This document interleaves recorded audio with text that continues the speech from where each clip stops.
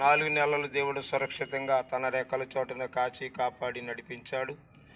అలాగే మరి 5వ నెల మరి 5వ తారీఖు దినమని ఈ కేశేంద్ర స్వామి గుట్ట గ్రామ కాపురస్తులందరికీ కూడా యేసుక్రీస్తు నామములో శుభాలు వందనాలు తెలియజేస్తున్నాం. ప్రియులారా, మరి దైవజనులు సుధాకర్ బాబు గారు ఆధ్వర్యంలో మరి గ్రామానికి రావడము దేవుని సువార్త పరిచర్య జరిగించడానికి దేవుని చిత్తమై ఉన్నది. ప్రియులారా, ఆనాడు యేసుప్రభు వారు తన శిష్యుల్ని పిలుచుకొని ఆయన చెప్పిన మాటల ప్రకారంగా మరి మనము కూడా నడుచుకోవడం ఎంతో మంచిది. ఆయన మాట వినుట ఎంతో మేలు. ఆయన మాట ప్రకారంగా నడుచుకుని ప్రియులారా ఈ లోకంలో జీవించడం ఎంతో మేలు, ఎంతో మనోహరమైనదని దేవుని వాక్యం సెలవిస్తూ ఉంది.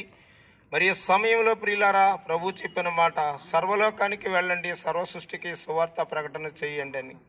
ప్రియులారా, మనము మరి ఆయన మాట ప్రకారంగా మరి గ్రామంలో దైవ సేవకులు సుధా ఒక్కరబాబు గారి ఆధ్వర్యంలో ఈ రాజ్య సువార్త ప్రకటిస్తూ ఉండగా మా బిడ్డలు పత్రికలు తీసుకొస్తున్నారు.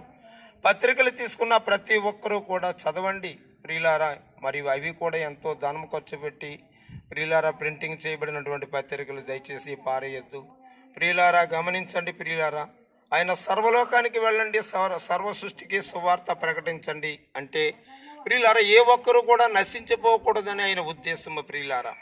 ప్రియులారా, మారు మనసు లేని వారు ఎంతో మంది ఉన్నారు. ప్రతి ఒక్కరూ కూడా మారు మనసు పొందాలి. మారు మనసు అనగా ప్రియులారా పాపముల నుండి, శాపముల నుండి, దుర్నీతి నుండి విడిపించి ప్రియులారా ఆ నిత్య రాజ్యానికి మనల్ని నడిపించాలి అనే ఉద్దేశమై ఉన్నది. ప్రియులారా, అందుకే ఆయన అంటున్నాడు, నేనే సత్యం, నేనే మార్గం, నేనే జీవం అన్నాడు. ప్రియులారా, మరి ఆ నిత్య రాజ్యంలోకి మనం వెళ్ళాలి, నిత్య జీవాన్ని పొందుకోవాలంటే ఆయన మార్గంలో మనం నడవాలి. మరి గ్రామానికి రావాలంటే అనేక మార్గాలు ఉండవచ్చు. ప్రియులారా, అనేక మార్గాలు ఉండవచ్చు. కానీ దేవుని రాజ్యంలో చేరాలంటే యేసు ప్రభువుని నమ్ముకునటం, ఆయన ద్వారానే ఆ పరలోక రాజ్యానికి మార్గం ఒకటే అని ప్రతి ఒక్కరు విశ్వసించాలి. అందుకే ఆయన అన్నాడు, నేనే మార్గం, నేనే సత్యం, నేనే జీవం అని.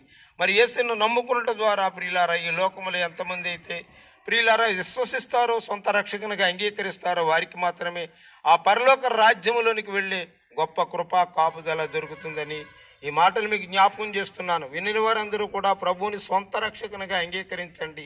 యేసుని ప్రియులారా మరి నమ్మి బాప్తిసం పొందినవాడు రక్షించబడతాడు.